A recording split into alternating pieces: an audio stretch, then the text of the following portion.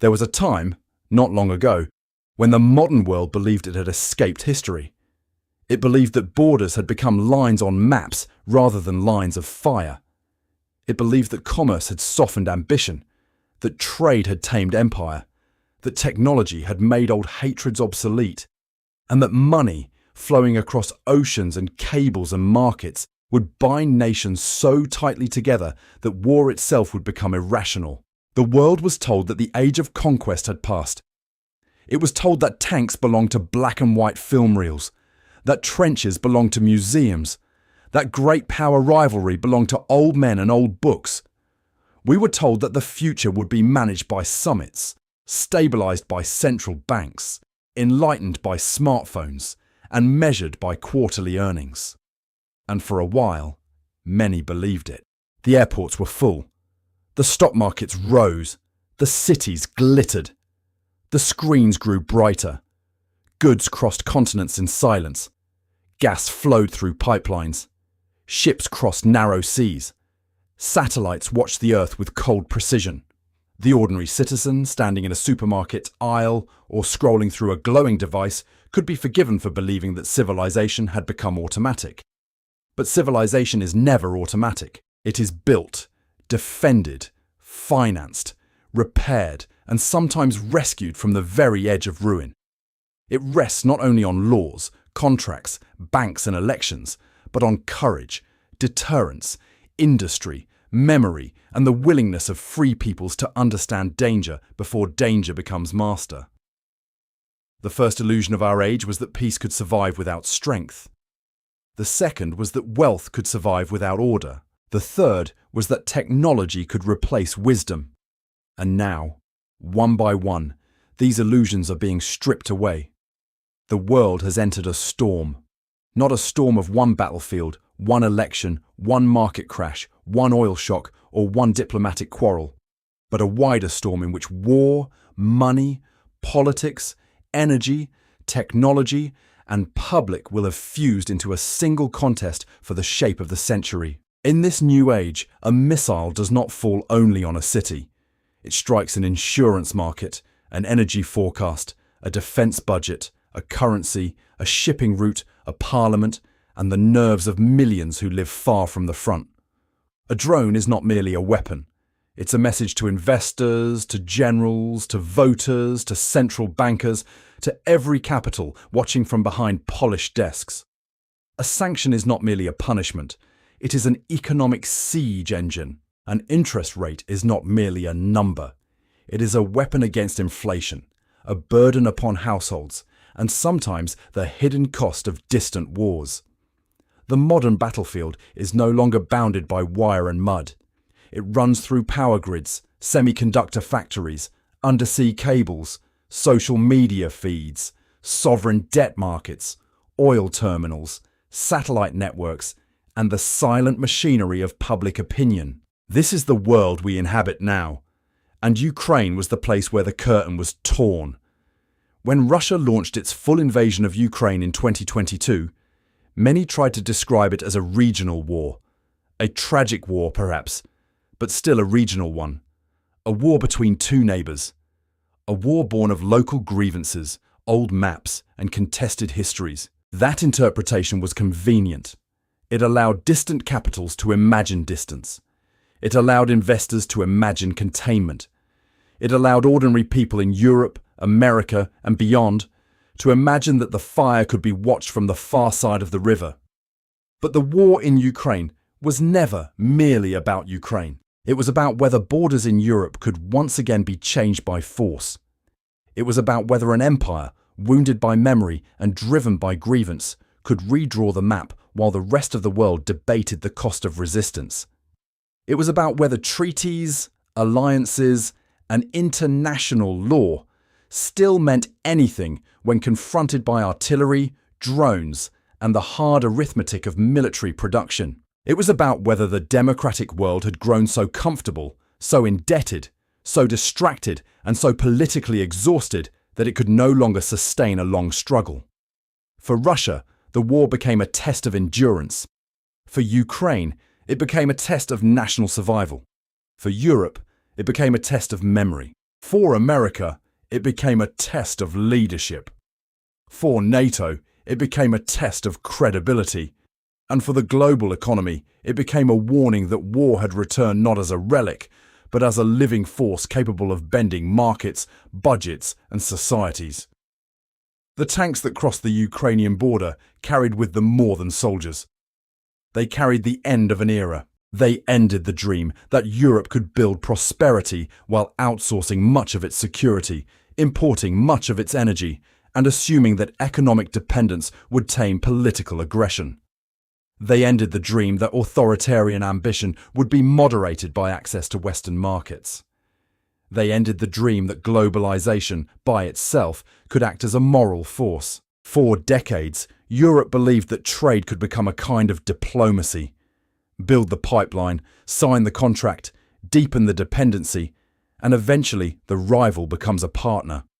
That was the theory. It had elegance. It had profit. It had the approval of boardrooms and ministries. It had above all the comforting charm of avoiding hard choices. But history has a way of presenting the bill. Energy, once spoken of in the language of efficiency and market integration, became a weapon. Gas was no longer simply gas. Oil was no longer simply oil. Every pipeline became a question of sovereignty. Every storage facility became a matter of national security. Every household bill became part of the war's political pressure. Inflation, which many citizens experienced as a domestic hardship, was also a geopolitical consequence. The price of heat, fuel, grain, fertilizer, transport, insurance, and credit became part of a chain that began in battle and ended in kitchens, factories, farms, and voting booths. This is one of the great truths of the present age. War does not remain where it begins. War travels. It travels through markets before it travels through armies. It enters the price of bread before it enters official speeches. It enters the mood of the public before it appears in strategy papers. It changes what governments can afford, what voters will tolerate, what central banks must do, and what businesses dare to plan. The war in Ukraine reminded the world that finance is not separate from conflict. Finance is one of conflict's central arenas. A nation at war must pay for ammunition, fuel, salaries, logistics, reconstruction, intelligence, air defense, hospitals, power systems, and the machinery of survival. Its currency comes under pressure. Its tax base suffers. Its exports are blocked or disrupted. Its factories are damaged or repurposed. Its allies must decide whether support is charity, investment, strategy, or moral duty. And the aggressor must pay as well. Sanctions do not stop a war by magic. They are not thunderbolts. They are grinders. They work, when they work, by restriction, delay, substitution, scarcity, legal pressure, financial isolation, and the slow strangling of options. They force a war economy to become more expensive, more distorted, more dependent on evasion, more reliant on partners willing to trade in shadow and risk. But sanctions also test those who impose them. They ask whether free societies can endure higher prices, disrupted trade, political anger, and the temptation to return to business as usual.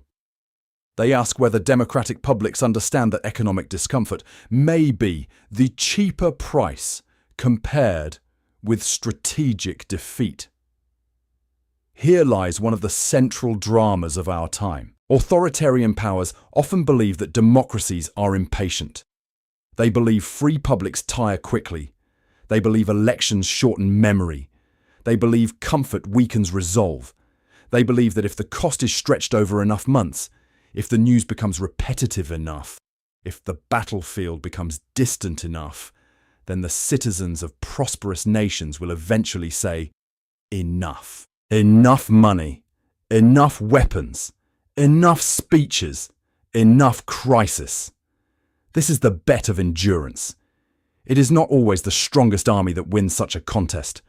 Sometimes it is the side that can remain serious after enthusiasm has faded. Sometimes it is the society that can keep producing shells, financing budgets, training soldiers, repairing grids, holding alliances together, and explaining to its people why the struggle still matters after the first wave of emotion has passed.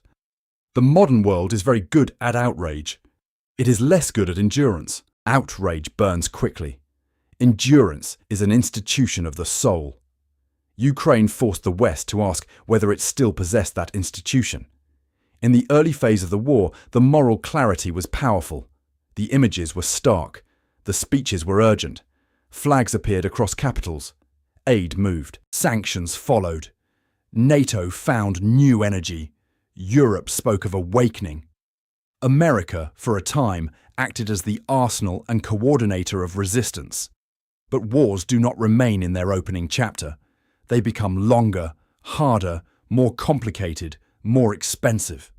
They expose weaknesses not only in armies, but in political systems. They reveal who has ammunition stocks and who has slogans. They reveal who has factories and who has press conferences. They reveal who has strategic depth and who has only sentiment. The return of great power politics has been, above all, the return of production. For many years, advanced economies celebrated the abstract. Finance, software, services, branding, platforms, intellectual property. These things were powerful, and they remain powerful. But war asks primitive questions with brutal directness. How many shells can you make? How many missiles can you intercept? How quickly can you repair a transformer? How many drones can you build, lose, replace, and improve? How much steel, fuel, explosive, circuitry, satellite bandwidth, and trained labor can your system mobilize? Can your democracy produce not only arguments, but armaments? Can your market economy, optimized for efficiency, rediscover redundancy? The battlefield in Ukraine became a harsh examiner. It exposed that the peaceful world had allowed many of its military-industrial muscles to atrophy. Warehouses were not full enough. Production lines were not fast enough. Procurement systems were not urgent enough. Defense budgets, long treated as political burdens, suddenly became the price of credibility. Europe began to awaken, but awakening is not the same as readiness. A continent may change its speeches in a week. It cannot rebuild its defense industry in a week. It cannot reverse decades of dependency in a season. It cannot manufacture strategic culture by declaration. Still, the awakening mattered. For the first time in a generation, Europeans had to look east and understand that the old questions had not died. Territory, deterrence, empire, alliance, sacrifice, sovereignty. These words returned from the archives and took their places again at the council table. NATO, too, returned to the centre of history. For years, the alliance had been described by some as outdated, bureaucratic, drifting, even obsolete. Then came the war, and suddenly the old shield was remembered. Countries that had once balanced carefully between neutrality and alignment reconsidered their positions. Defence spending rose. Military planning regained seriousness. The map of Europe became not a map of markets, but a map of vulnerabilities. Yet NATO's strength has never been only its weapons. It is the belief that its promises mean something. An alliance is made of steel, yes, but also of trust. And trust, once weakened, is difficult to restore. Every statement from Washington is heard in Warsaw, Tallinn, Berlin, Paris, Kyiv, Moscow, Beijing, Tehran, and beyond. Every election becomes a strategic event. Every hesitation becomes intelligence for adversaries. Every argument over funding becomes part of the enemy's calculation. In the 21st century, domestic politics has become global signalling. A vote in one parliament may affect morale on a battlefield. A campaign speech may alter the risk calculations of a hostile capital. A budget dispute may be read as fatigue. A delay may be interpreted as decline. This is why the war in Ukraine is more than a contest of armies. It is a contest of time, money, psychology, production, and political will. Russia's strategy has often seemed built around the belief that time itself can be weaponized. If the front does not break quickly, perhaps the coalition will. If the coalition does not break, perhaps elections will change it. If elections do not change it, perhaps budgets will strain it. If budgets do not strain it, perhaps publics will tire. If publics do not tire, perhaps fear of escalation will slow decisions long enough for facts on the ground to harden. Against such a strategy, hesitation is not neutrality. Hesitation becomes a form of participation. Every month of indecision has a price. Every delayed delivery has a price. Every unclear commitment has a price. It may not be paid immediately in the capital that hesitates. It may be paid first by the nation fighting. But history keeps accounts, and eventually the price travels. The democratic world often wishes to make decisions only when the evidence is undeniable. But in war, undeniable evidence often arrives after the opportunity has passed. This is not an argument for recklessness. Prudence is essential. Escalation must be understood. Nuclear powers must never be treated lightly. The difference between courage and folly is one of civilization's most important distinctions. But prudence is not paralysis. There is a form of caution that preserves peace, and another form that invites danger. There is a form of restraint that prevents catastrophe, and another that teaches aggressors to press harder. The art of statesmanship is to know the difference before the map changes. The modern West has struggled with that art. It is powerful but divided, wealthy but indebted, technologically advanced but psychologically distracted, morally articulate but often strategically uncertain. It possesses immense resources but finds it difficult to concentrate them. It can summon extraordinary outrage for a week and then drift into argument for a year. Meanwhile, the adversaries of the West study not only its weapons, but its attention span. They study its media cycles. They study its elections. They study its class divisions, its culture wars, its debt ceilings, its energy anxieties, its fear of casualties, its distrust of elites, its fatigue with foreign commitments. They do not need to defeat every Western army if they can convince Western societies that every struggle is too complicated, too expensive, too corrupt, too distant, or too hopeless. Propaganda in the modern age does not need to make people believe one grand lie. It merely needs to make them doubt the possibility of truth. It does not need to persuade every citizen to support an aggressor. It only needs to persuade enough citizens that resistance is pointless, that allies are ungrateful, that all sides are the same, that money is being wasted, that leadership is foolish, that nothing can be changed, that fatigue is wisdom. Thus the battlefield enters the mind. Public fatigue is not a side effect of modern war. It is one of the targets. And here the financial dimension becomes decisive again. Citizens do not experience geopolitics in theory. They experience it in bills, taxes, prices, interest rates, wages, shortages, and uncertainty. They hear of billions sent abroad while hospitals need funding, roads need repair, schools need support, families struggle with rent, and small businesses face higher costs. A serious statesman cannot dismiss these concerns. They are real.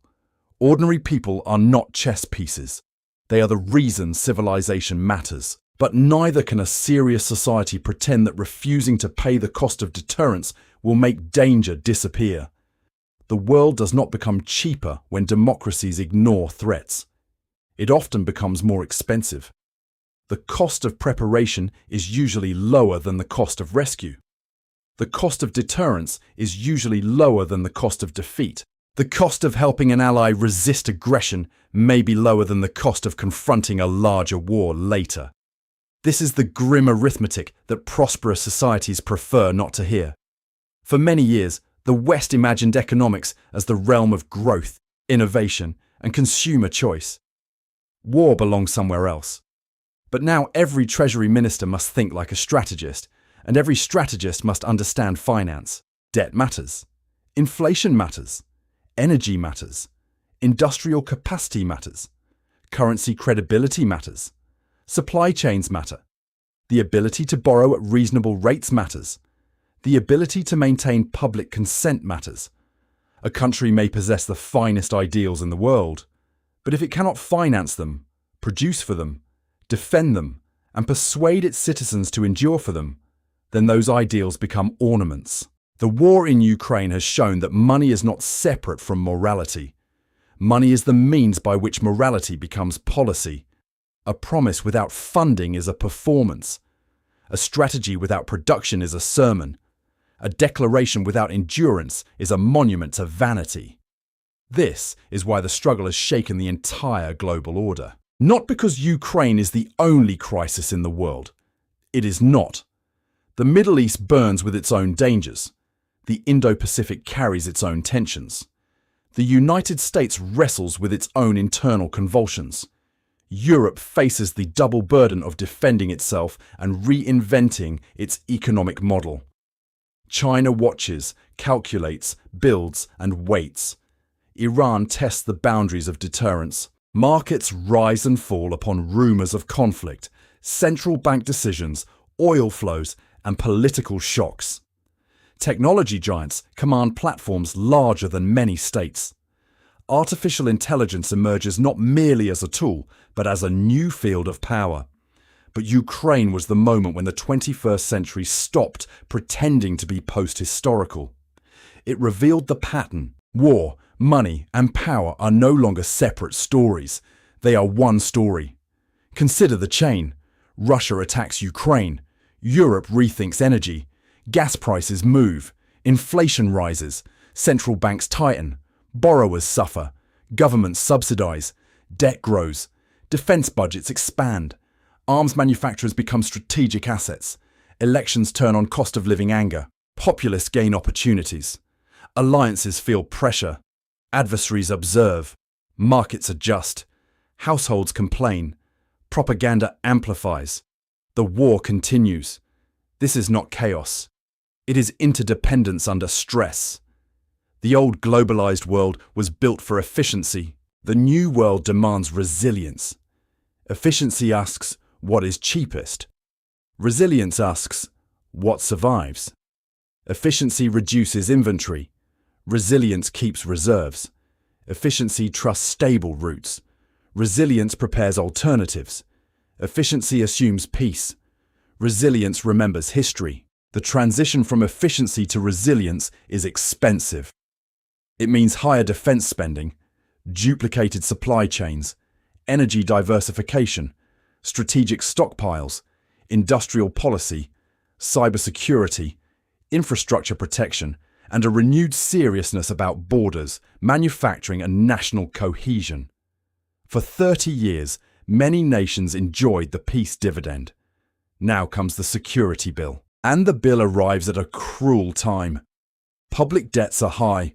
Populations are aging. Welfare systems are strained. Infrastructure needs investment. Climate pressures demand adaptation. Technology disrupts labour markets. Housing has become unaffordable for many young people. Trust in institutions has weakened.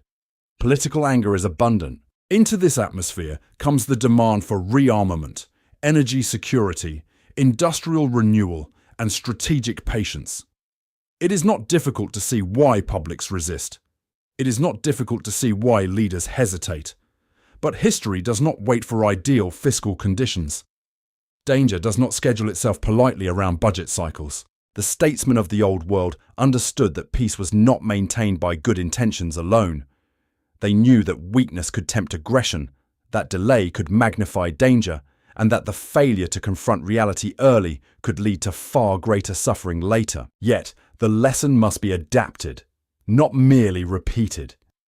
The 21st century is not the 20th. The weapons are different. The economies are more connected.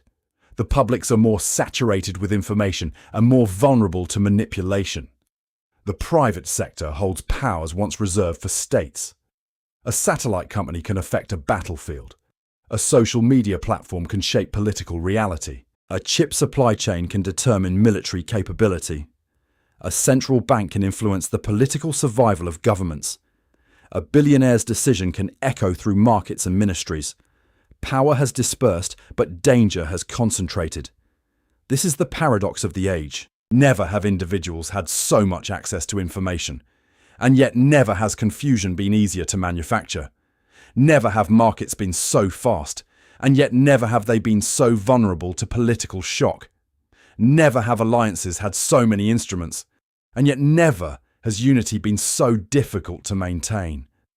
Never has technology promised so much control, and yet never has civilization felt so exposed to miscalculation. The world did not become safer because it became more connected. It became more sensitive. A crisis in one region can move fuel prices in another. A blockade can affect food. A cyber attack can disable hospitals or ports. A drone strike can change insurance rates. A rumour can move billions. A speech can shake alliances. A court decision, an election, a coup, a sanctions package, a refinery fire, a satellite failure. Each can become part of the greater pressure system. And beneath all of this lies the oldest question in politics. Who has the will to shape events, and who will merely endure them? The return of history is not the return of nostalgia. It is not a call to reenact the past. It is the return of consequence. For a generation, many citizens in wealthy democracies were encouraged to think of politics as management, economics as consumption, and foreign policy as a distant professional specialty. But the storm now gathering teaches a harder lesson. Politics is the organization of survival. Economics is the supply line of civilization. Foreign policy is not foreign when its consequences arrive in your currency, your energy bill, your taxes, your security, your information space, and the future your children inherit. This is the threshold the world has crossed. The age of comfortable assumptions is ending. A new age has begun in which the great forces of history have awakened. Empire and sovereignty, energy and debt, money and arms, technology and propaganda, markets and morale, elections and alliances, fear and endurance. Ukraine stands at the center of this opening chapter, but not as an isolated tragedy. It stands as the signal fire. Around it gather the questions that will define the century. Can Europe become serious before it is forced to become desperate? Can America remain a reliable pillar while its own politics tremble? Can NATO transform renewed purpose into lasting capability? Can democracies finance defense without losing social cohesion? Can citizens distinguish between the cost of resistance and the far greater cost of surrendering the rules that protect them? Can free societies endure a long contest against powers that believe time, fatigue, and division are the weapons that will break them? These questions do not belong only to presidents and generals. They belong to every society that has inherited peace without fully remembering what preserved it. The storm is not coming. It has already begun. And the first lesson of the storm is this: when history returns, it does not return politely. It does not ask whether the markets are ready, whether the public is rested, whether the budgets are balanced, whether the leaders are wise, or whether the citizens are paying attention. It arrives with pressure. It arrives with choices. It arrives with bills unpaid and promises tested. The world has crossed from the age of illusion into the age of consequence. And nowhere is that consequence clearer, harsher, or more demanding than in the long struggle of Ukraine, Russia, and the price of endurance. The world has crossed from the age of illusion into the age of consequence. And nowhere is that consequence clearer, harsher, or more demanding than in the long struggle of Ukraine, Russia, and the price of endurance. For Ukraine is no longer only a battlefield on the eastern edge of Europe.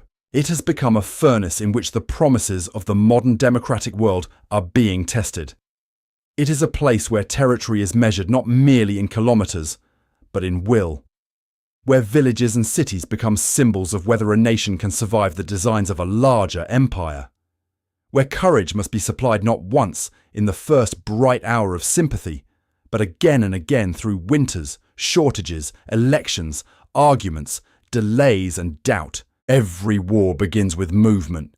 Armies cross borders. Aircraft rise. Missiles are launched. Governments speak. Markets react. Commentators declare what will happen next with great confidence. But after the first movement comes the deeper contest. Time. Time is the oldest weapon of empire.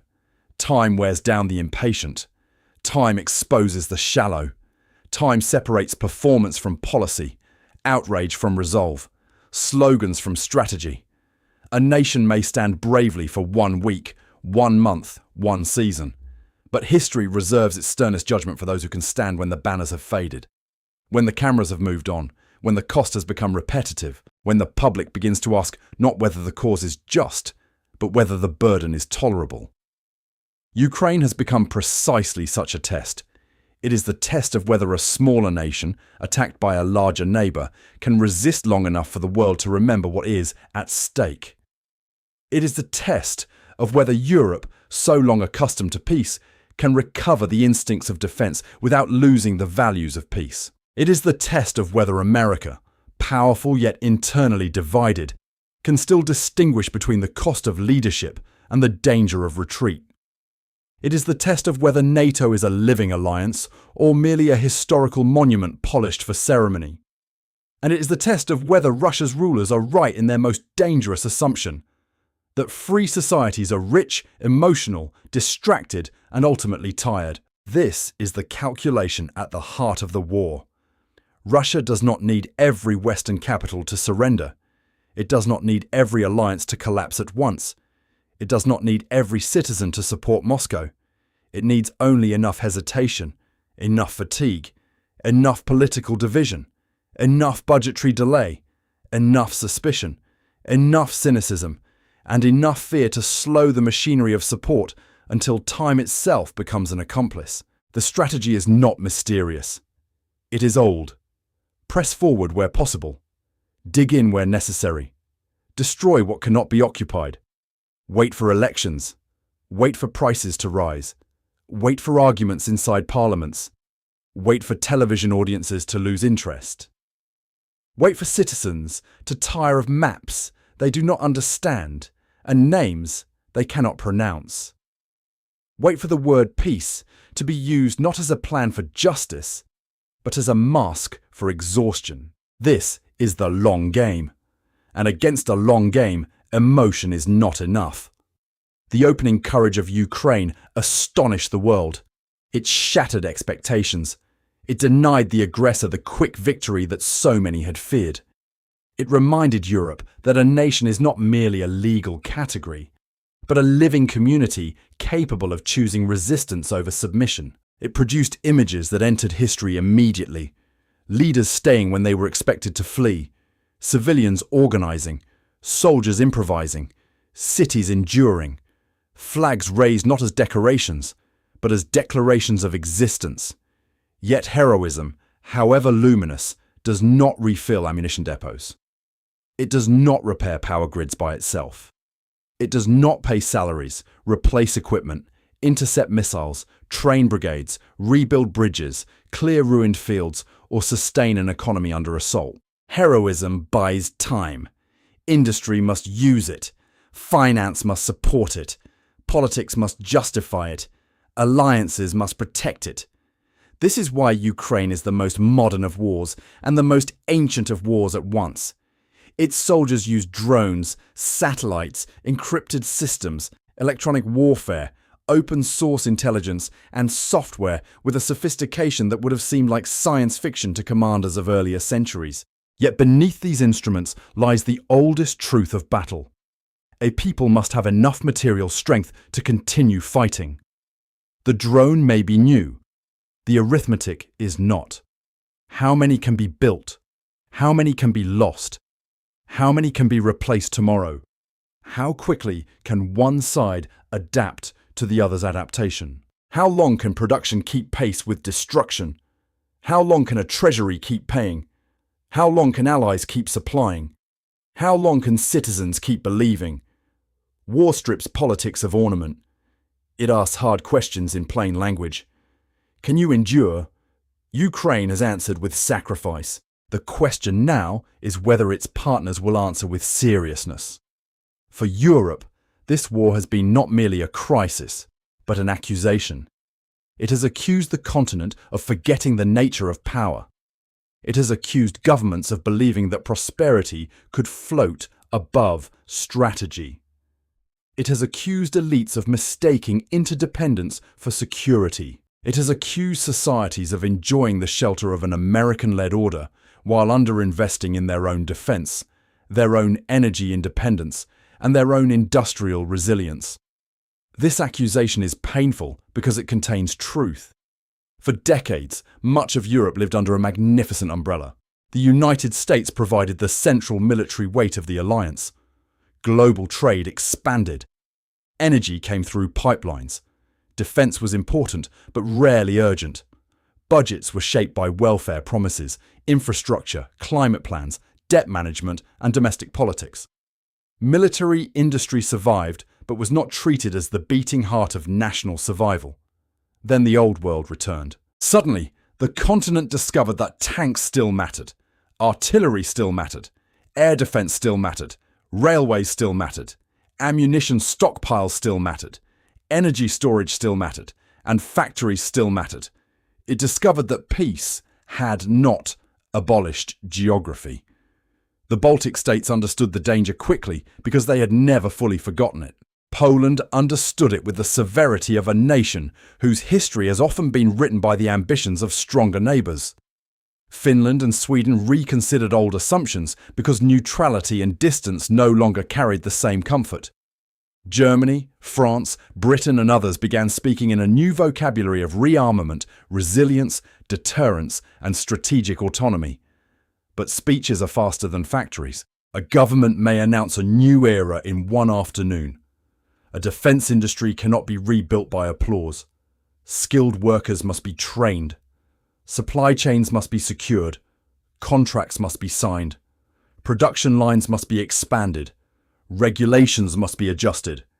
Ammunition plants must run not for symbolic quantities, but for the scale demanded by a prolonged war. Europe's defence spending has risen sharply, with EU member state defence expenditure estimated at $381 billion in 2025, up from $343 billion in 2024.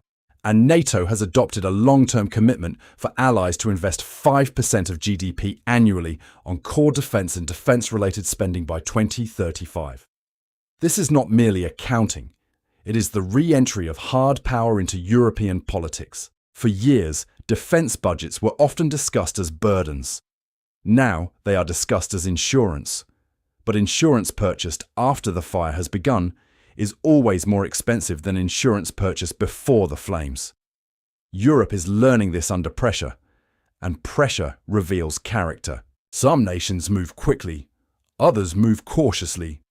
Some understand the war as a direct warning. Others still hope that the storm can be managed at the edges, contained by diplomacy, softened by ambiguity, postponed by careful language. Some speak of strategic autonomy, but still depend on American capacity. Some speak of solidarity, but struggle to convert solidarity into production. The awakening is real, but it is incomplete, and incompleteness is dangerous. Russia watches Europe not only through satellites and intelligence reports, but through budgets, speeches, contracts, protests, party politics, and public emotion. Moscow does not merely count tanks. It counts hesitation. It counts divisions. It counts the months between promise and delivery. It counts the difference between what leaders say and what factories produce. This is why NATO's credibility is not an abstract question. Credibility is the currency of deterrence. If allies believe in the alliance, deterrence strengthens. If adversaries believe in it, war becomes less likely. But if either begins to doubt it, danger grows. The whole structure rests on the conviction that an attack on one will not be treated as a local inconvenience, but as a challenge to all. Ukraine is not a NATO member. That distinction matters. But the war in Ukraine is still a test of NATO's strategic environment. If Russia can attack, destroy, wait, exhaust, and ultimately impose its will on a European democracy, while the alliance debates at length and delivers slowly, then every frontier state will draw conclusions. so will every adversary elsewhere. In geopolitics, lessons travel. What is learned in Ukraine may be applied in the Baltic Sea, the Black Sea, the Middle East, or the Pacific. Weakness in one theatre is rarely interpreted locally. It becomes part of the global imagination of power. This is the reason Ukraine matters beyond sympathy. It matters because the world is watching whether aggression can be made to pay. It matters because every authoritarian capital studies whether democracies can sustain cost. It matters because every ally studies whether Western promises survive domestic politics. And this brings us to America. The United States remains the indispensable force in the democratic order, not because it is flawless, not because it is immune from error, not because every intervention has been wise, but because no other power possesses the same combination of military reach, financial depth, intelligence capacity, technological scale, alliance networks, and reserve currency influence. When America acts with clarity, the world changes. When America hesitates, the world also changes. In Ukraine, American support has been decisive, but American politics has become part of the battlefield. Every dispute over aid, every delay in Congress, every campaign argument about commitments abroad, every question about who pays and who benefits is heard not only by American voters but by Ukrainian commanders, European ministers, Russian strategists, Chinese planners, and nervous allies from the Baltic to the Pacific. This is the new reality. Domestic politics in Washington can alter the temperature of the world. America's internal struggle over Ukraine is not simply a budget debate. It is a debate over the meaning of leadership. Is American power a temporary service provided when convenient, or a structural pillar of the global order? Are alliances assets or burdens? Is support for a nation resisting invasion a strategic investment or an optional act of generosity? Does the United States see the defense of Europe as central to its own security, or as a distant expense competing with domestic priorities? These questions are not academic. They shape battlefield morale. They shape Russian calculations. They shape European planning. They shape the credibility of deterrence. And they shape the future of the American-led order. There is a legitimate argument to be made that Europe must carry more of its own burden. Indeed, Europe must. A wealthy continent cannot forever speak like a strategic power while depending excessively on another democracy's arsenal. The age when European security could be underwritten primarily by American taxpayers and American force is passing, or at least being renegotiated. But there is a difference between demanding that allies become stronger and signalling that alliances are disposable. The first strengthens the West. The second encourages its adversaries. A wise America would insist on European seriousness while maintaining strategic clarity. A wise Europe would not complain about American pressure while failing to build the capacity that would make such pressure less frightening. Both sides of the Atlantic must understand that burden sharing is not a slogan.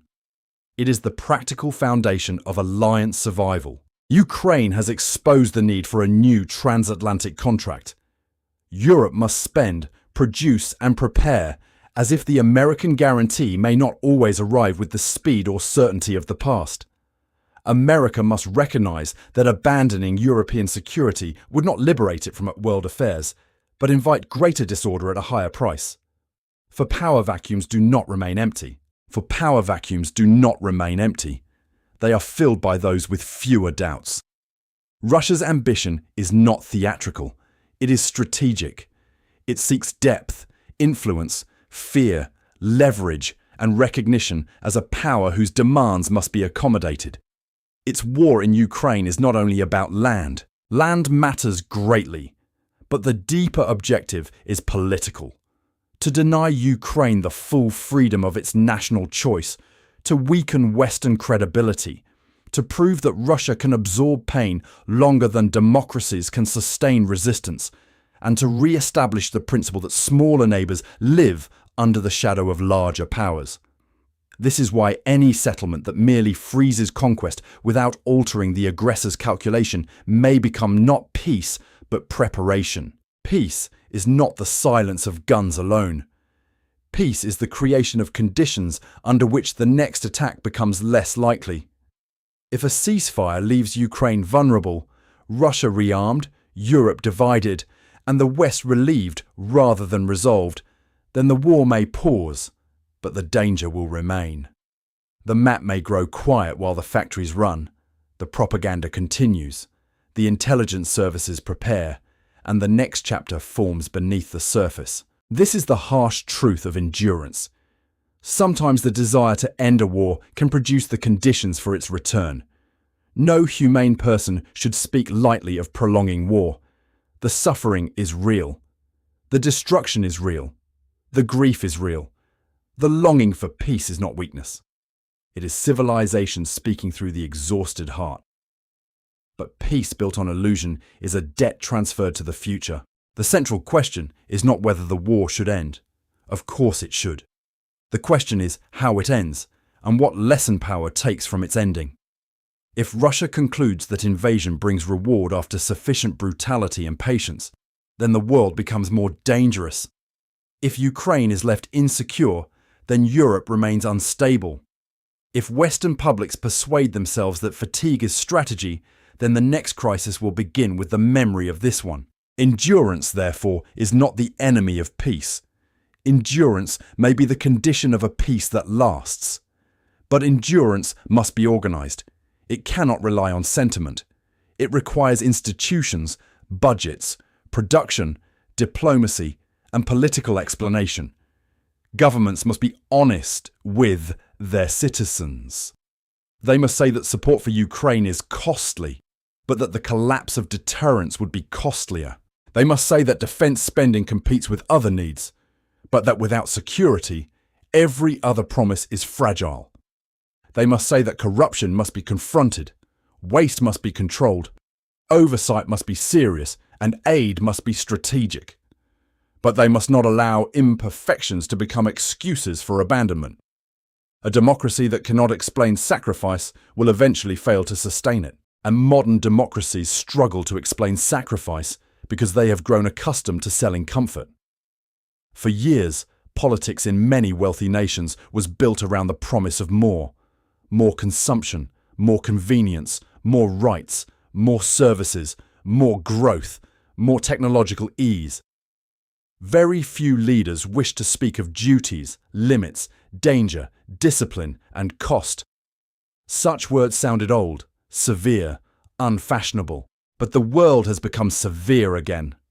The citizen now faces a contradiction. He is told he lives in an age of unprecedented technological power, yet he feels exposed to forces beyond his control. He can order goods from across the planet, yet cannot understand why prices rise. He can see the battlefield in real time, yet struggles to know what is true. He can comment instantly on strategy, yet depends on institutions he distrusts to defend him from dangers he cannot personally measure. Into this confusion enters propaganda. The psychological war surrounding Ukraine is immense. It is fought through state media, social platforms, anonymous accounts, selective truths, forged narratives, emotional manipulation, and the relentless corrosion of confidence. Its purpose is not always to persuade. Often it is to exhaust, to make the citizen weary of complexity, to make the voter suspect that everyone lies equally, to make the taxpayer feel cheated, to make the ally feel alone, to make the victim appear doomed, to make the aggressor appear inevitable. This is one of the darkest arts of modern conflict, the manufacture of inevitability. If people can be made to believe that Ukraine cannot win, that Russia cannot lose, that the West cannot endure, that aid cannot matter, that corruption invalidates courage, that delay is prudence, and that all outcomes are predetermined, then the battlefield is weakened before a single weapon is withheld. Against this, the democratic world must recover the language of agency. History is not a machine that rolls over helpless peoples. It is shaped by decisions, production, leadership, alliances, timing, courage, error, and luck. Outcomes are not guaranteed. They are made. Ukraine still stands because decisions were made. It stands because Ukrainians chose resistance. It stands because allies provided weapons, money, intelligence, training, sanctions, refugee support, diplomatic backing, and economic assistance. It stands because European publics, despite fatigue, have not abandoned the cause. It stands because American support, though contested, has remained a central factor. It stands because Russia's plan for quick submission failed. But standing is not the same as victory, and survival is not the same as security. The next phase of the war, and of the wider confrontation around it, depends on whether the West can transform reaction into strategy, not emergency shipments alone, but sustained capacity, not speeches alone, but production, not moral clarity for a week, but strategic patience for years, not merely preventing defeat, but shaping the conditions under which aggression cannot profit. This means rebuilding defense industries. It means integrating Ukraine into long-term security structures. It means training and equipping forces at scale. It means strengthening air defense, drones, electronic warfare, logistics, and repair capacity. It means protecting energy systems. It means using sanctions with intelligence and persistence. It means closing loopholes without pretending that economic pressure works instantly. It means preparing publics for a world in which defense is no longer an optional line item, but a central obligation of sovereignty. And it means understanding that the financial cost of freedom is not paid only in war. It is paid in readiness. Freedom is expensive because weakness is more expensive. This is a truth that comfortable societies relearn only with reluctance. Markets understand part of it before politics does.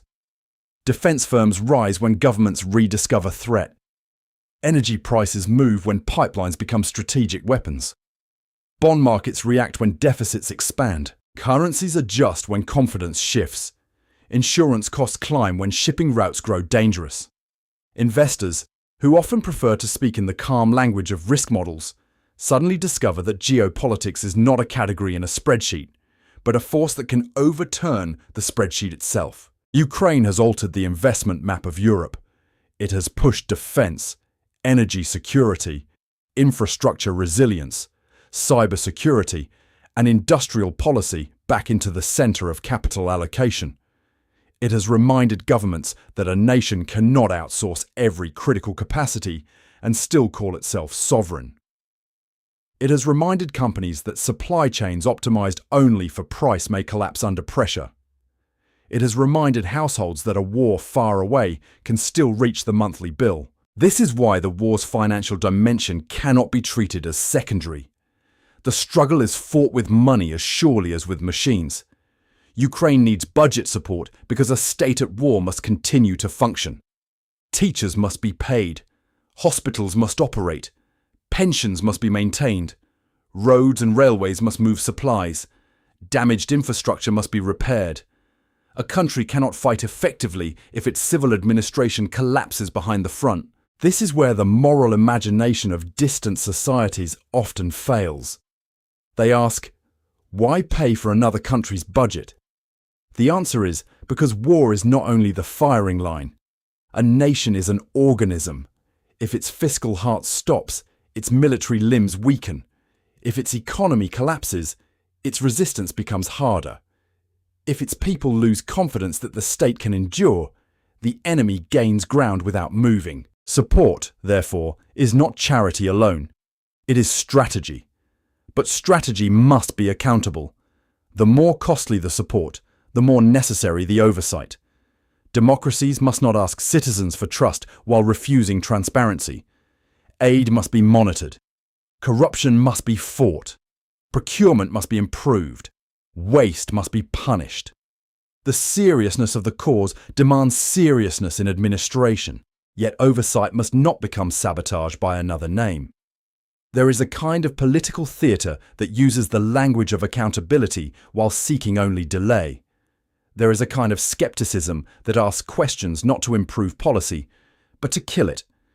There is a kind of fiscal concern that appears suddenly only when the expenditure is strategic, while remaining silent before far larger wastes of national wealth. A mature democracy must distinguish between scrutiny and cynicism. Ukraine's cause deserves scrutiny because it matters. It does not deserve abandonment because the work is difficult.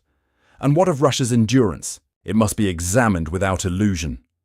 Russia has absorbed sanctions, losses, isolation from parts of the Western system, and enormous strain. It has also adapted. It has redirected trade, deepened ties with willing partners, expanded domestic military production, used repression to control dissent, and framed the war as a civilizational struggle. Its political system can impose costs on its population in ways democracies cannot and should not imitate. This gives Russia certain advantages in a long war. It can silence critics more easily. It can command narratives more brutally. It can prioritize military production with fewer public constraints. It can accept hardship while concealing the full scale of that hardship. It can use fear as an instrument of domestic stability. But these are not signs of true strength alone. They are also signs of brittleness. A state that must repress truth fears truth. A system that must criminalize dissent fears memory. An economy bent toward war may appear strong while becoming distorted. A society fed on permanent mobilization may endure, but at the cost of its own future. Still, no serious observer should assume that Russia will simply collapse under pressure. That is not strategy. That is hope wearing a uniform. Russia must be treated as a determined adversary capable of adaptation, sacrifice, and patience. To underestimate it is dangerous. To overestimate it is also dangerous. The task is to understand it clearly.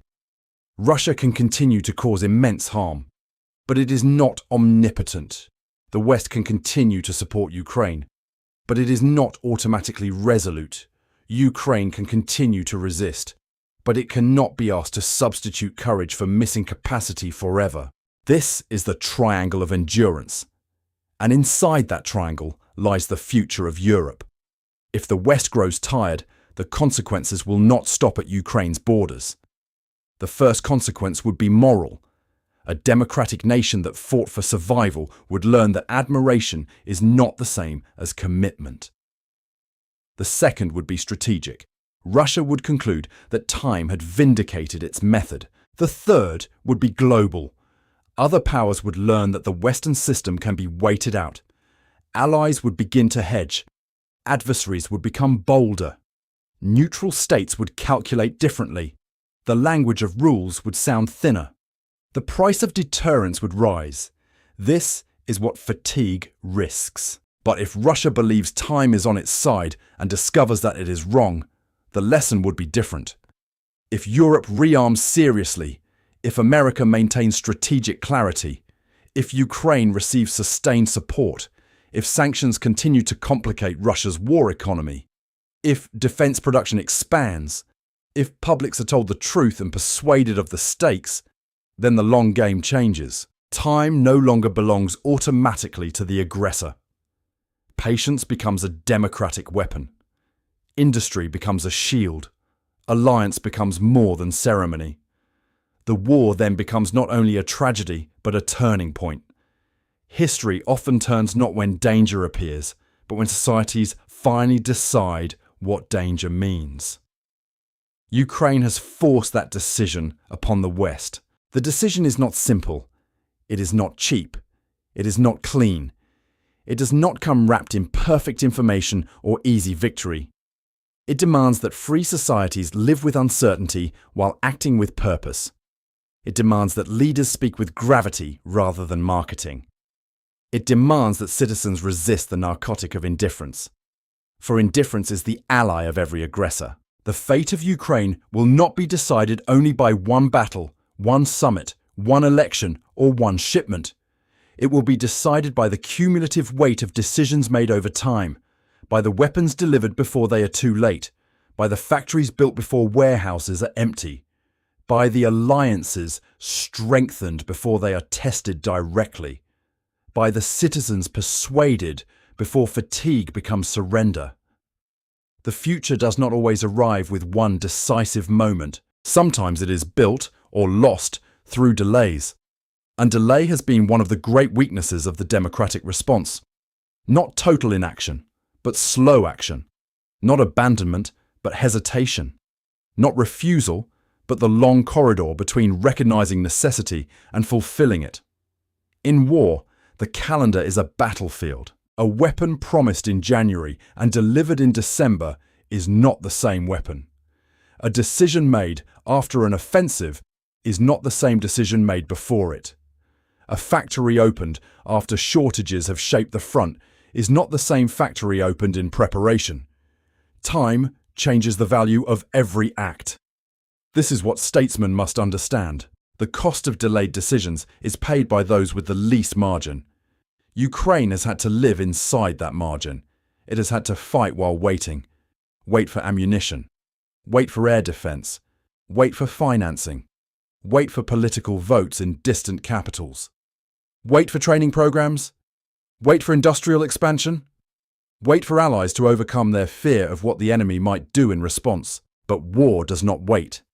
The enemy adapts while democracies debate. Missiles are produced while committees review.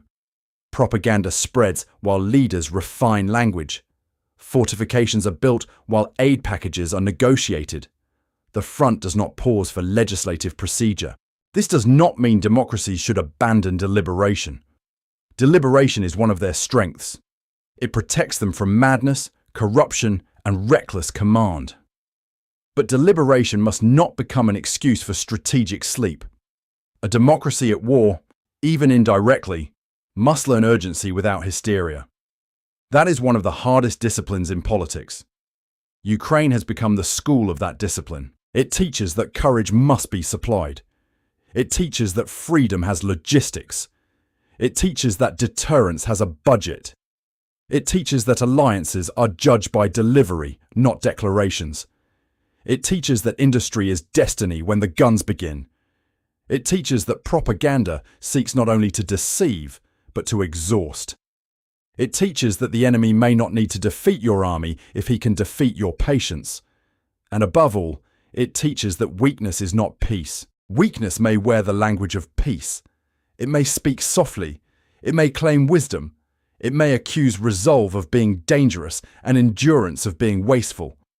But if weakness convinces aggressors that pressure works, it prepares the next war while congratulating itself on avoiding this one. The West must avoid both extremes, reckless escalation and disguised surrender. Between them lies the hard road of strength, patience, production, diplomacy, and clarity. That road is expensive. But civilization has always required roads that are expensive. Ukraine walks that road under fire. Europe approaches it with anxiety. America debates whether it still wishes to lead upon it. Russia waits to see who will stumble first. And beyond this war, beyond the fields and cities and trenches of Ukraine, another region watches the same lesson with ancient eyes and modern weapons. For if Ukraine is the great test of endurance on the land, the Middle East is the great test of pressure beneath the markets, where oil, shipping, missiles, alliances, inflation, and fear converge in a narrow geography that can shake the whole world. The war in Ukraine has taught us that history has returned. The fires of the Middle East will teach us that history also travels through every barrel of oil, every shipping lane, every insurance premium, every central bank forecast, and every household budget in the modern world. Source note: this block is grounded in current reporting that the Middle East conflict has seriously disrupted energy markets, tanker movements through the Strait of Hormuz, shipping insurance costs, and inflation expectations.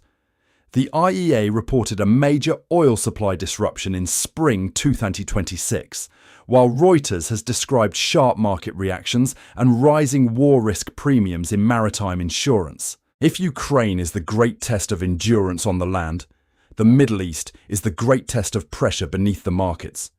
For here, in a region of deserts, holy cities, narrow waters, old empires, new weapons, monarchies, militias, republics, intelligence services, oil terminals, refineries, ports, drones, missiles, and memories that burn longer than treaties.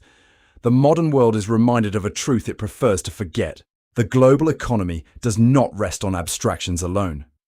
It rests on roots. It rests on ships. It rests on pipelines, insurance contracts, naval patrols, air defences, refineries, central bank assumptions, and the fragile belief that tomorrow's cargo will arrive where yesterday's cargo arrived. The modern citizen sees a price at the pump, an energy bill, a food bill, a mortgage payment, a tax debate, a currency movement, a line on a chart. He does not always see the narrow sea lane, the tanker captain, the missile battery, the port authority, the insurer in London, the refinery in Asia, the central banker in Europe, the finance minister in Washington, or the naval commander watching a radar screen in the night. But they are all connected. A missile fired in the Middle East can become an inflation forecast in Frankfurt. A drone launched over a shipping lane can become a higher grocery bill in Warsaw. A tanker delayed near the Strait of Hormuz can become a political argument in Washington. A refinery threatened in the Gulf can become a market panic in London, Singapore, or New York. A decision taken by Tehran, Jerusalem, Riyadh, Abu Dhabi, Doha, Washington, or some armed group operating in the shadows can travel outward through energy prices, freight rates, insurance premiums, interest rate expectations, and public anger. This is how fear moves in the modern economy. It does not march in uniform. It flows. It flows through oil benchmarks, shipping schedules, insurance contracts, futures markets, foreign exchange desks, bond yields, central bank speeches, and household budgets. It enters quietly at first as risk, then as volatility, then as price, then as politics. And by the time the ordinary citizen feels it, the event has already travelled through a chain of power he was never taught to see. The Middle East has always been more than a region. It is a hinge of the world.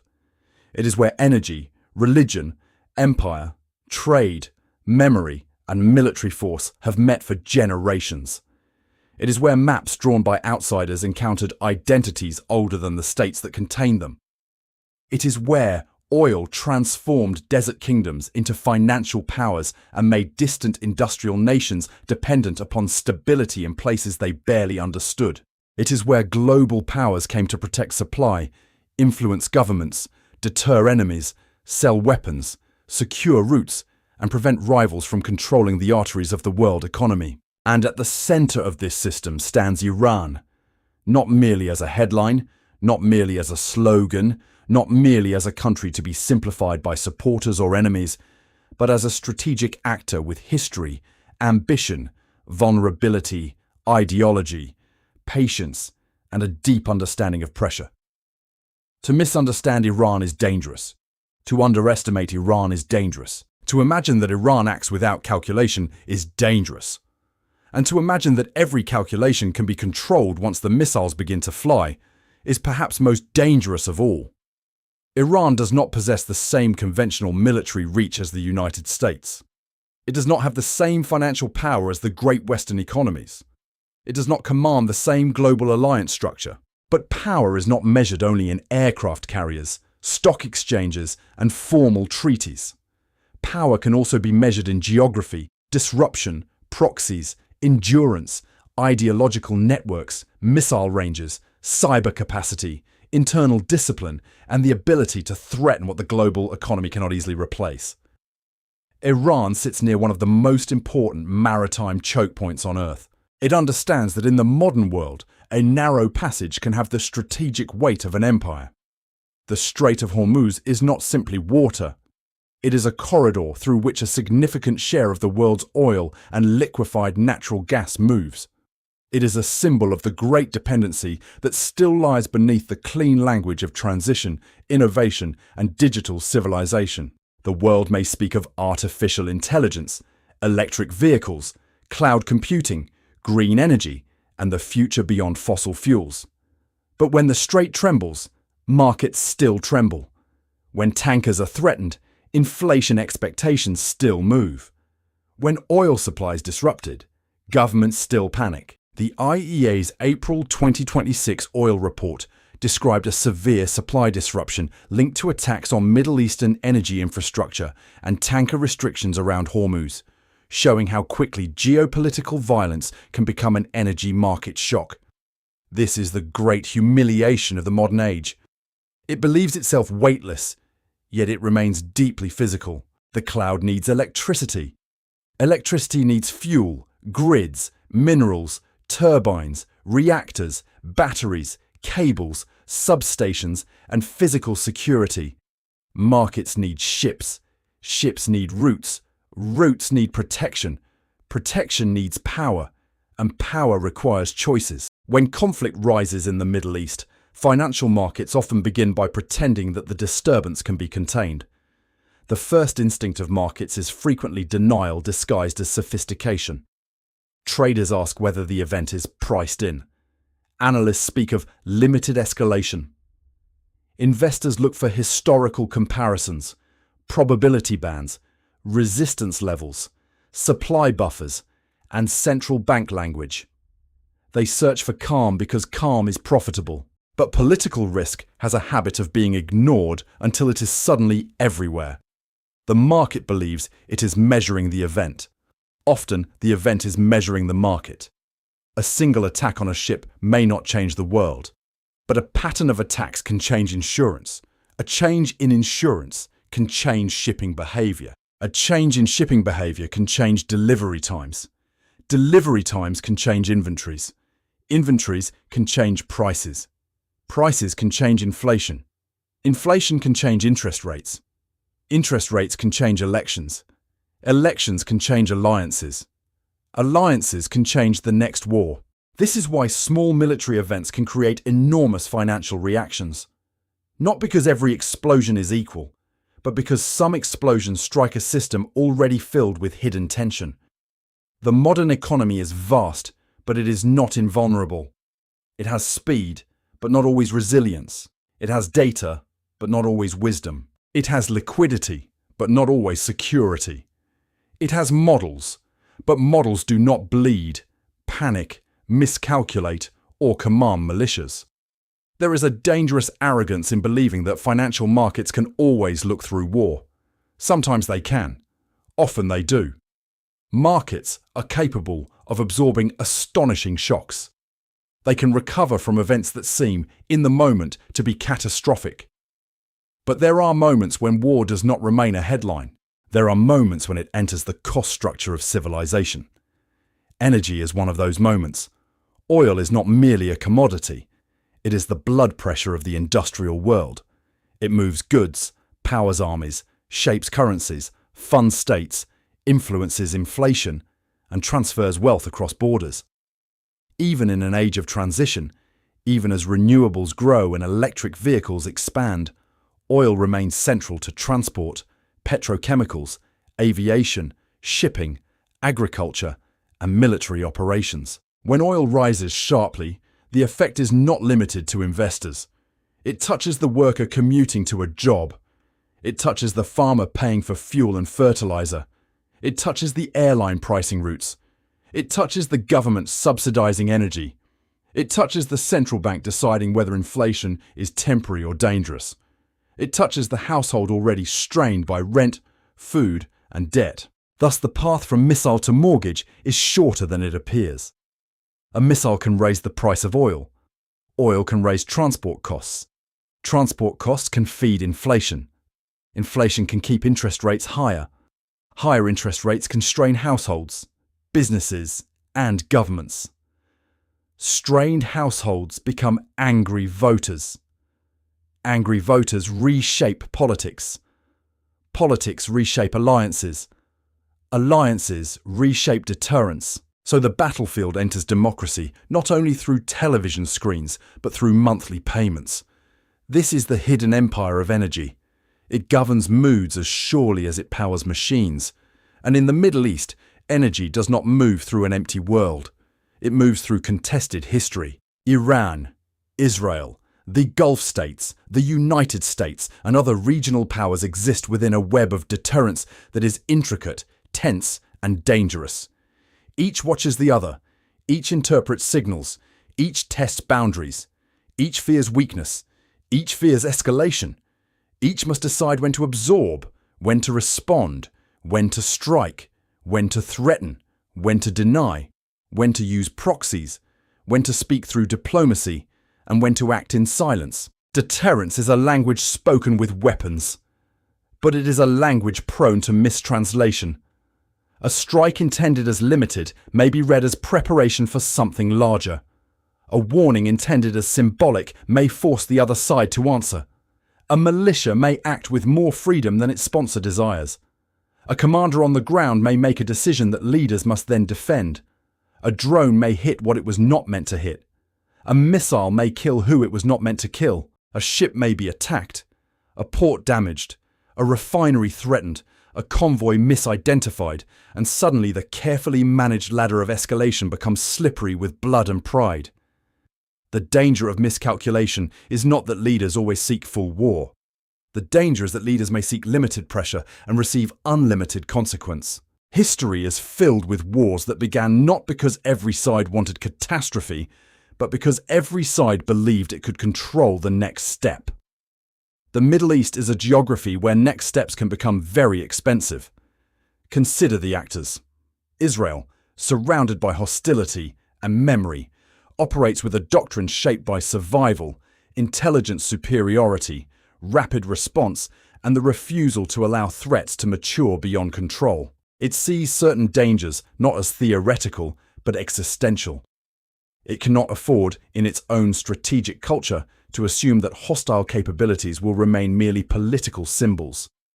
The Gulf states, wealthy and strategically exposed, must balance energy exports, domestic modernization, security dependence, rivalry with Iran, relationships with Washington, growing ties with Asia, and the desire to avoid becoming the battlefield upon which others prove resolve. The United States, still the central military power in the region, must protect allies, maintain freedom of navigation, deter Iran, avoid uncontrolled escalation, manage domestic fatigue with foreign entanglements, and watch the way every regional move affects global prices and political stability at home. Iran, under pressure, but not powerless, must preserve regime survival, project influence, deter attacks, maintain ideological legitimacy, and use asymmetric tools to compensate for conventional disadvantages. And behind them all stand global consumers, investors, central banks, shipping companies,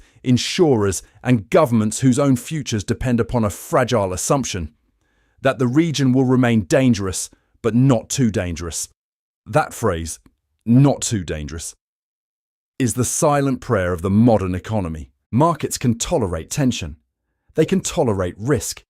They can tolerate speeches, sanctions, limited strikes, diplomatic breakdowns, and periodic shocks.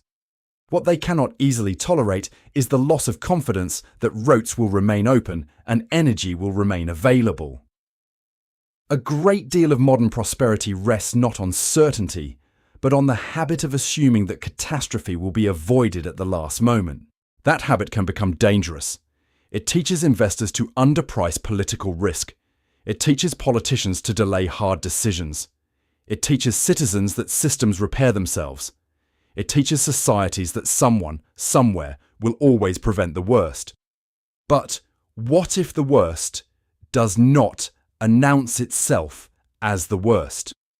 What if it begins as one more headline, one more strike, one more tanker, one more retaliation, one more speech, one more warning, one more night of explosions that analysts call contained because the markets have not yet fully understood what has changed?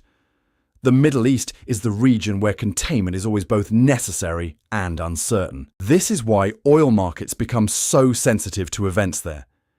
It is not only the barrels lost today, it is the fear of barrels lost tomorrow.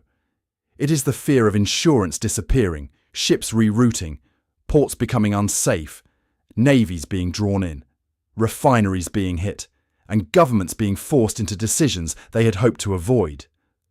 The price of oil is partly a price of supply, but it is also a price of fear, and fear has no fixed ceiling. Once fear enters energy markets, central banks face a cruel dilemma.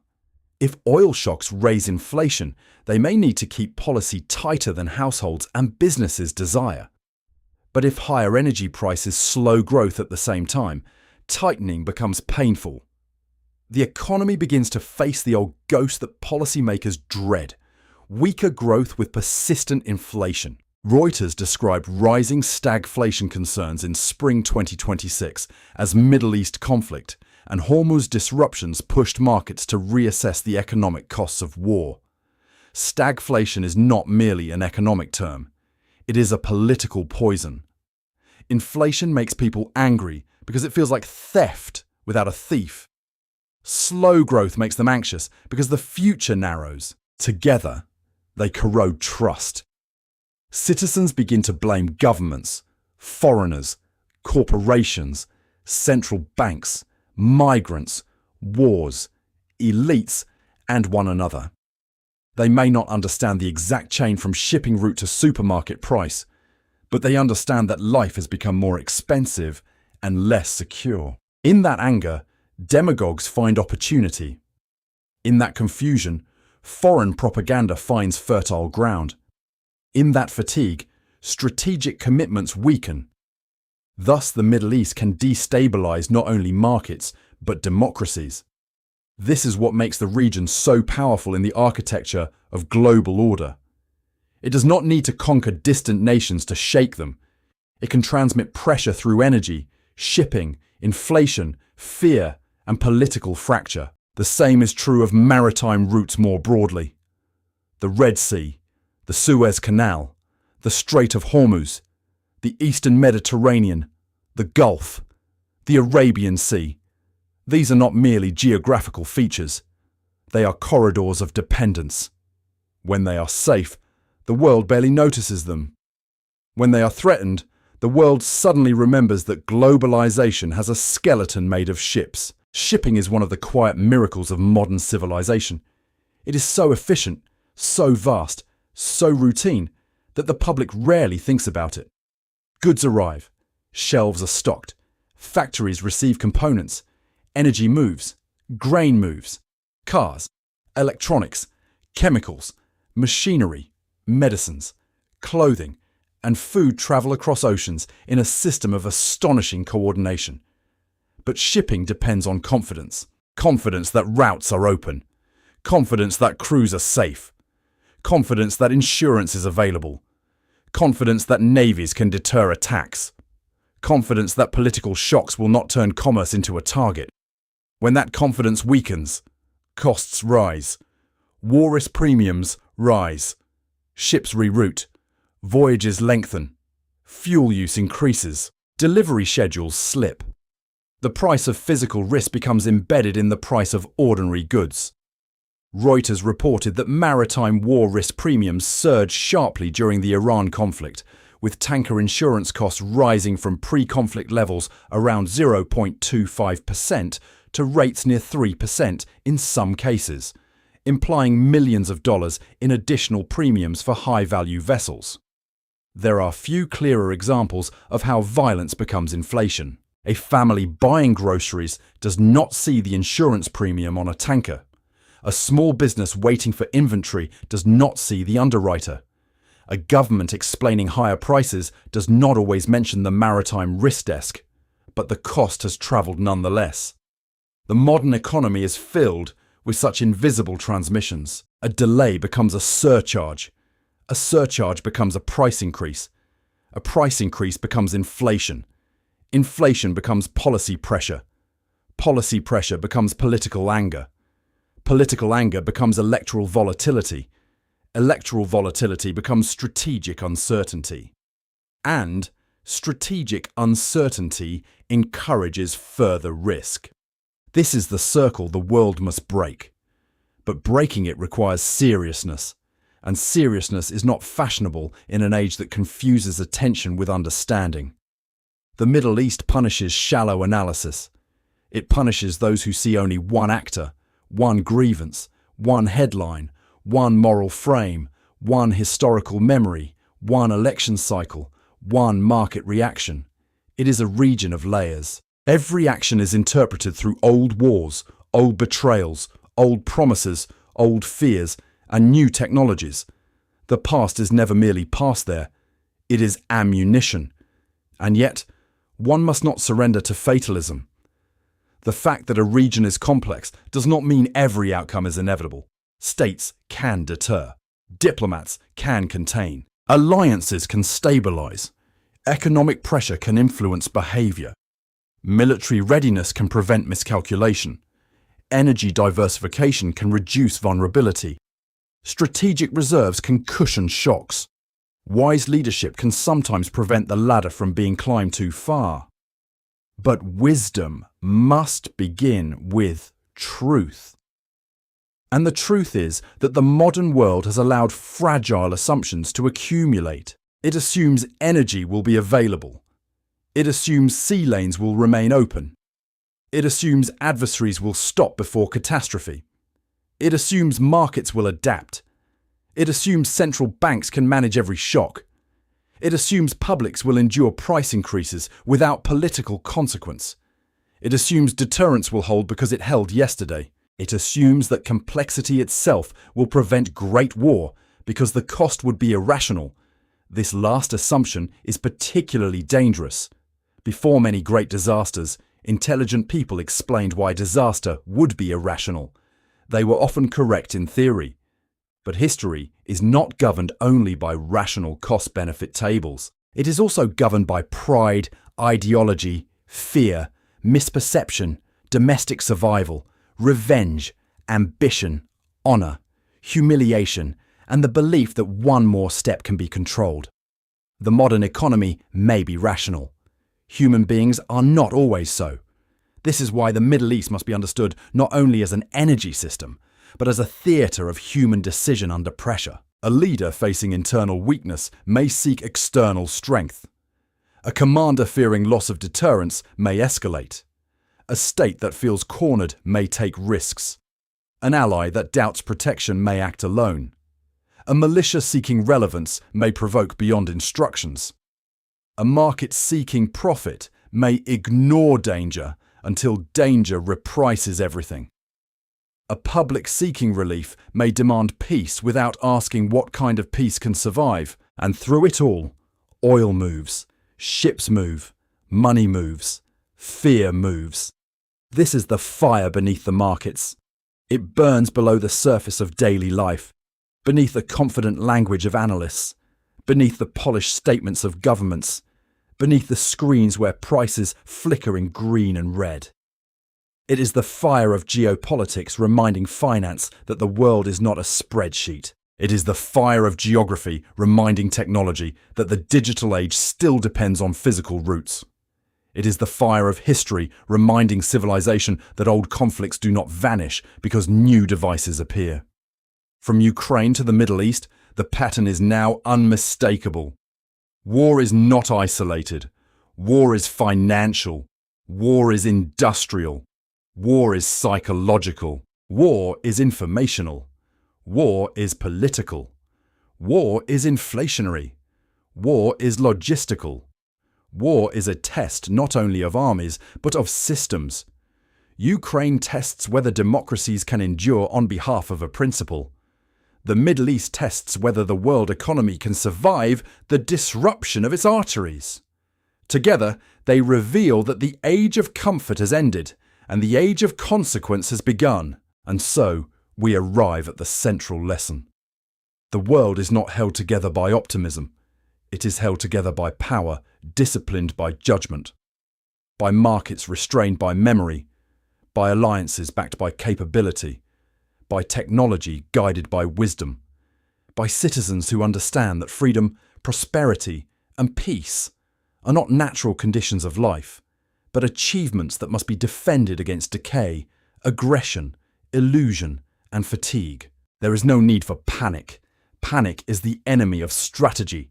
But there is a need for gravity, a need to see that the same forces now moving through Ukraine, Russia, Iran, oil, NATO, Europe, America, debt, inflation, and markets are not separate storms. They are parts of one weather system, a system in which weakness is observed, hesitation is priced, energy is weaponized, shipping is threatened, information is poisoned, and public patience becomes one of the decisive resources of power. The future will not belong simply to the richest nations, nor simply to the most populated, nor simply to those with the loudest leaders or the fastest machines. It will belong to those who can combine wealth with will, technology with discipline, freedom with seriousness, and power with patience. For the great danger of the modern world is not only that tyrants may become bold, it is that free societies may become unserious. That they may know everything and understand little. That they may possess every comfort and lack endurance. That they may inherit civilization as consumers and fail to defend it as citizens. This is the warning that comes from the east of Europe and the waters of the Gulf. It is the warning carried by the ruined city, the mined field, the burning tanker, the anxious market, the rising bill, the delayed shipment, the uncertain alliance, the trembling currency, and the tired voter. The world has crossed a threshold. History has returned, but it has not returned in the old uniform alone. It has returned through drones and sanctions, through oil and debt, through satellites and propaganda, through central banks and shipping lanes, through private technology and public fear. It has returned not as a chapter in a schoolbook, but as a pressure upon every institution that claimed the future would be smooth. And now, the task is not to despair. The task is to grow serious. To remember that peace requires strength. That strength requires production. That production requires money. That money requires trust. That trust requires truth. And truth requires citizens willing to look beyond entertainment, beyond slogans, beyond fatigue, and beyond the comforting lie that someone else will always pay the price of order. The world rests on fragile roots, fragile alliances, and fragile assumptions. But fragility is not destiny. A bridge is fragile if neglected. It is strong if maintained. An alliance is fragile if treated as ceremony. It is strong if renewed by burden, sacrifice, and common purpose. A democracy is fragile if its citizens become spectators. It is strong if they become guardians. A market is fragile if it forgets politics. It is stronger when it remembers that capital cannot flourish where disorder rules. This, then, is the closing thought for this hour. War, money, and power have merged again before our eyes. The lesson is not that war is inevitable. The lesson is that peace is never self-executing. It must be guarded in the mind before it is guarded at the border. It must be financed before the emergency. It must be explained before fatigue. It must be built into factories, reserves, alliances, laws, ships, grids, satellites, schools, and habits of citizenship.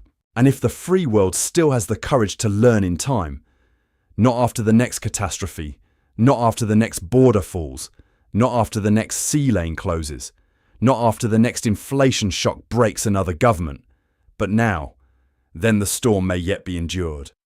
Not avoided, endured, and perhaps in time, mastered. But if it refuses to learn, if it mistakes comfort for safety, markets for order, technology for wisdom, and hesitation for peace, then the future will be shaped by those who have fewer doubts and darker designs. The choice remains open. That is the burden of our age, and also its hope.